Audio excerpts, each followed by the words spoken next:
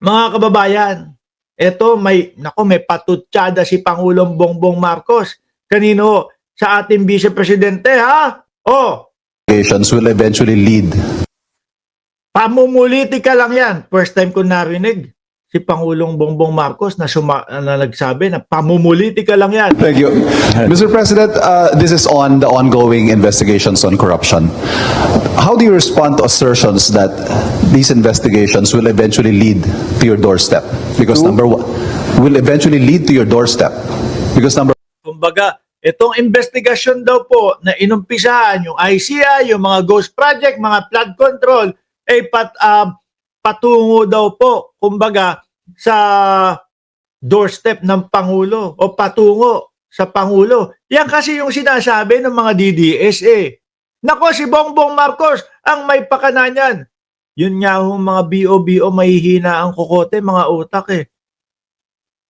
Mga kapitbahay namin. Ay hindi, wala pala kaming kapitbahay na Pilipino dito. yung mga Pinoy.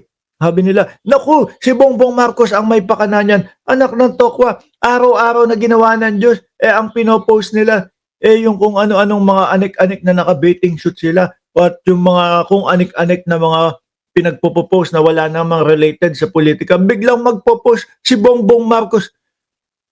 Yan po yung mga kapitbahay ninyo na nakakita lang po ng balita doon sa mga DDS na wala pong ibang sinabi kundi si Bongbong Marcos ang corrupt, tapos ika-copy-paste, tapos i-share. Sasabihin si Bongbong Marcos ang umpisa. Nagmumukhang tanga! Diba? Oh, bigla kang mag-share ng kung ano-ano. Hindi mo alam na si Bongbong Marcos ang nag-umpisa ng mga investigasyon na yan. Hindi mo alam na si Bongbong Marcos ang nag-umpisa na maglatag ng mga kontraktor na yan na lagi daw hong nakakatanggap ng mga proyekto sa gobyerno, tapos biglang sisisihin mo si Bongbong Marcos. Nagmumukhang tanga ho yung mga ganon. No? Usaping politika, mabigat ho ito, mga kababayan. Dahil po pwede na yung tipong malilate ka or magsa-shutdown. Di ba, Sir Miko Boy? Sorry, kanina pinost ko na yung pangalan mo. Labo naman nun. Correct. No? Oh, yung biglang shutdown ko muna utak ko 3 araw, wala muna akong social media o hindi muna ako magpopolitika o hindi muna ako magbablog. Tapos bigla kang balik pang-4 na araw. Nako, madami kang mamimiss doon. Magmumukha kang engot pag bigla-bigla kang nag-vlog. Kailangan alamin mo lahat. 'Di ba? Wag yung biglang, salpak na lang. Si Bongbong Marcos may kasalanan yan. Anak ng tinapa. Mahirap po yun. Mapapahiya ho kayo. No? Ako naman, buti naman ako, hindi ako pumapatol sa mga ganun. No? Hindi na ako sumasagot doon sa mga ganun. Sige, bahala kayo. Yan ang trip nyo eh. No? Hindi naman ako monetize dyan eh. Joke lang. Hindi ko na. Kasi kapag kayo mga kaibigan o yung mga nasa paligid ko, hindi ko na pinapatulan. No, alam ko, kayang-kaya ko sagutin yung mga pero okay lang yan. Bahala kayo sa buhay ninyo. Mahirap din yung pagsabihan yung mga yan. Sarado ang utak. Sir Miko Boys, salamat po sa inyong palipad. Hindi talaga nagsasawa araw-araw magpalipad si Sir Miko. Tuloy! number one, you sign the budget. You have direct supervision over those you appointed who may be involved. And of course, you hold sway over your mga DDS lang ho ang nakakaisip o pumapasok sa utak nila na sa kabila po ng pag-uumpisa ng pagpapaimbestiga ni Pangulong Bongbong Marcos, ayun, siya pa din ang mastermind para sa mga DDS. Di wow, political allies in both houses of Congress whose names are now being floated, led of course by the former Speaker and your cousin, Martin Romualdez. Well, I'm confident because I know what we did or did not do. Sir Joey TV, shout out sa inyo. Tsaka confident ho talaga ang Pangulo. Bakit to? Sabi ko nga naman sa iyo, sinong mastermind ang magpapaumpisa ng investigasyon kung siya ay sangkot? Ano yung bugok? Paimbestigahan ko to, no? Tapos alam niya na yung mga paiimbestigahan niya, ituturo siya. Yan yung umpisa eh. Eto nga, siya yung nag-uutos sa amin, ganito, ganyan. Ano yung bugok? Hindi ba pumapasok sa kukote nyo, mga DDS? yung ganong pag-aanalisa?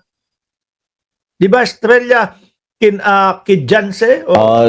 But if we investigate everybody, we follow the evidence. Inday Sara. Nako, alisin ko lang ito ha, mga bossing.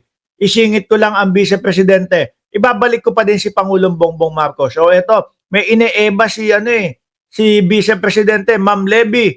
Ano ba ngayon? Bumabagyo?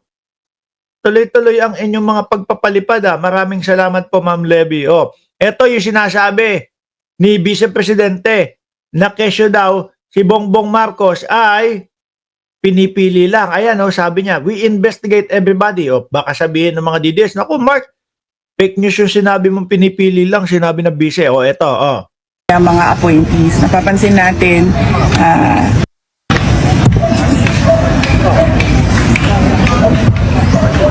napapansin ko naman kasi na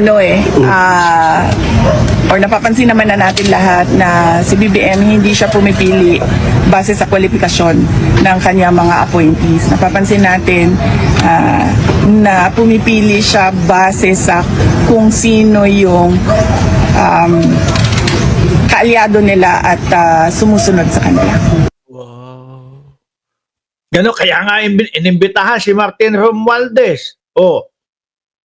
Diba, yan yung ginigihit nyo, yan yung talagang pinapabagsak nyo paulit-ulit. Si Martin Romualdez at si BBM magkakundyaba. Ayun, pinatawag sa ICC kasama sa iniimbestigahan.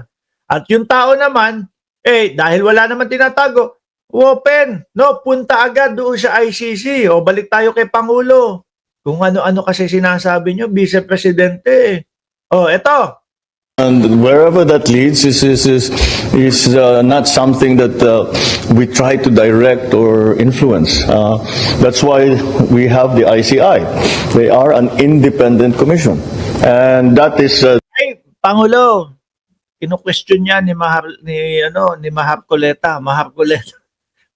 Hindi, parang Maharlika sa Senado yan, si Marcoleta. Kino-question niya ni Marcoleta. Bakit mo daw masasabi na independent tapos manghihingi ng tulong o hihingi ng mga dokumento o hihingi ng mga posibleng maging ebidensya sa Kongreso at Senado? Hindi daw independyente ang tawag doon, Pangulo. Ang gusto yata ni Marcoleta, yun nga po, pagmumukain yung mga detective, yung mga